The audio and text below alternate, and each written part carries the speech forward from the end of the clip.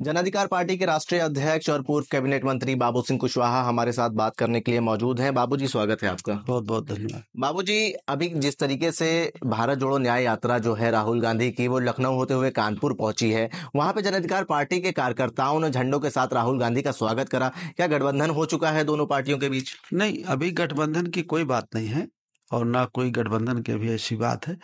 सिर्फ इस बात के लिए श्रीमान राहुल गांधी जी का स्वागत किया हमारे साथियों ने। हमारे साथी हैं वहाँ राष्ट्रीय महासचिव अजीत प्रताप जी, हमारे यूथ विंग के अध्यक्ष हैं पंकज मनु विश्वकर्मा जी, राष्ट्रीय सचिव हैं योगेंद्र शाक जी, और हमारे साथ जो तालमेल में है श्री रामकरण कश्यप जी। तो रामकरण कश्यप जी के साथ में अगुवाई में गए हैं लोग। इस बात के लिए धन्यवाद देने गए हैं, उनका वेलकम किया है कि आप जाति जनगणना की बात कर रहे हैं। कांग्रेस पार्टी ने इसके पहले कभी नहीं कहा। आजादी के बाद कांग्रेस के पूर्व अध्यक्ष श्रीमान राहुल गांधी जी ने कहा है। ये बात हम बहुत पहले से कह रही है जन अधिकार पार्टी, लेकिन हम छोटी पार्टी होने की वजह से मीडिया में ये बात हमारी नहीं आती। जब कांग्रेस पार्टी कहती है, श्रीमान राहुल गांधी कहते हैं, तो बात मीडिया में जा रही, सब जगह जा रही है, हमारी बात को भी लोग सुन रहे हैं। तो इस बात के लिए उनको धन्यवाद है कि आपने हमारी बात उठाई। संख्या के अनुपात से आपने भागीदारी देने की बात करी। अभी एक समान शिक्षा की बात उन्होंने नहीं की, सिर्फ भागीदारी देने की बात कही है। पिछड़े को, दलित को, आदिवासी को, इस देश के गरीब लोगों को, इसके लिए उनका वेलकम किया। संपूर्ण भागीदारी यात्रा जो है वो चौथे चरण की पूरी हुई है। अभी पूर्वांचल से आप लोग यात्रा पूरी करके आए हैं, वहां पे भी आपने हिस्सेदारी और भागीदारी की बात कही। तमाम जो उसमें समर्थन दिखा वो काफी कुछ दर्शाता है। देखिए, ये जो संपूर्ण भागीदारी यात्रा है, इसको अगर आप पूरी तरह समझेंगे तो आप इसको डिटेल से कह पाएंगे। आप लोगों को कहना चाहिए जी। 26 जनवरी 1950 को हमारे देश का संविधान लागू हुआ जी। और 1950 से कानूनन जी। हमें हर क्षेत्र में समानता है। जब हम समानता की बात करते हैं तो लोग जाति की समानता की सोच लेते हैं। जाति की नहीं, हर क्षेत्र में समानता, वो आपको भी है।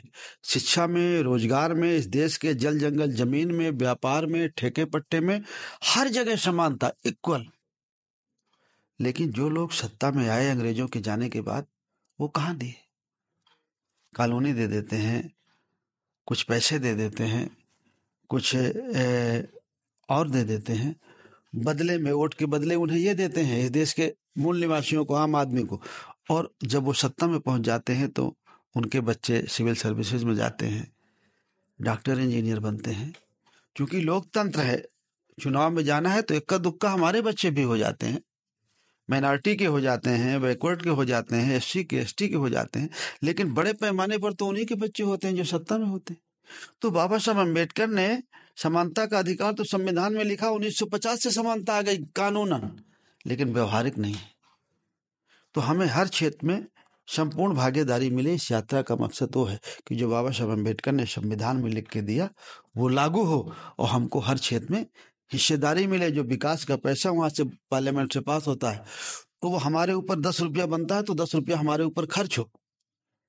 जिसके ऊपर 5 रुपया बनता है, 5 रुपया क्यों किसी पे बनेगा? अगर 10 रुपया आएगा तो सबके ऊपर 10 रुपया बनेगा। अगर इस घर का मालिक कर्जा ले, पिता कर्जा ले, तो अगर पिता के न देने पर उसके बच्चे जिम्मेवार होते हैं। और रिकॉर्ड में है, अगर लिखा पढ़ी में, इस देश का जो राजा है, प्राइम मिनिस्टर है, अगर कर्जा लेता है तो हर व्यक्ति की जिम्मेदारी है, हर व्यक्ति के ऊपर वो कर्जा आता है।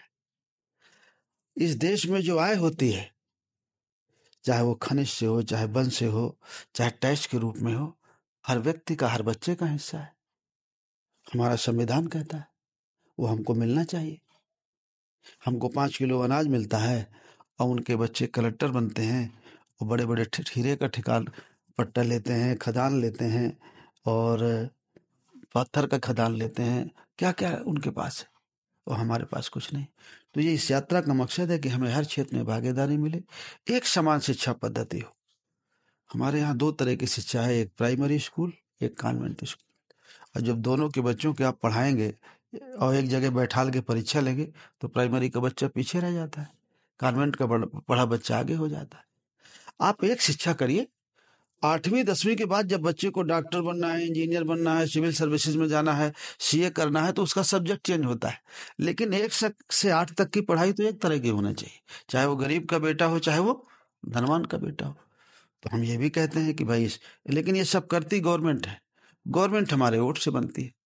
अगर हम वो तो जो लोग हमें नहीं दे रहे हैं किस्सा, उसको ना जिताएं, हम अपनी पार्टी जन अधिकार पार्टी को जिता लें, हम उसको मजबूत करें और अपना हक हिस्सा लें हम लोग।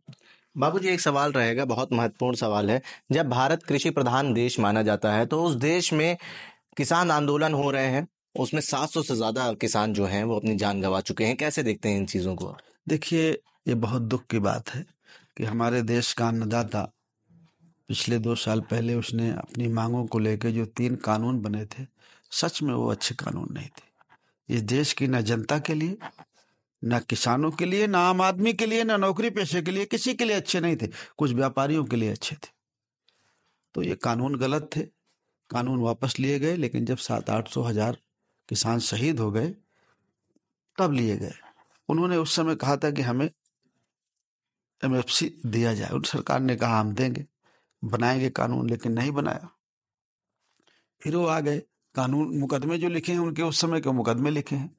किसान भाइयों की मांग जायज है, हम भी किसान हैं, सारे मुकदमे वापस हो, एमएफसी पर गारंटी हो, उनकी बात को सुना जाए, उन पे बल का प्रयोग न किया जाए, उनकी बात को सुना जाए और माना जाए। हम तो ये कहना चाहेंगे सरकार से। बहुत बहुत शुक्रिया बाबूजी। बहुत बहुत धन्यवाद। हमारे साथ बात करने के लिए जन अधिकार पार्टी के राष्ट्रीय अध्यक्ष और पूर्व कैबिनेट मंत्री बाबू सिंह कुशवाहा मौजूद थे। जनसंदेश टाइम्स के लिए कैमरा पर्सन जिशान खान के साथ आकिब मिराज खान, लखनऊ।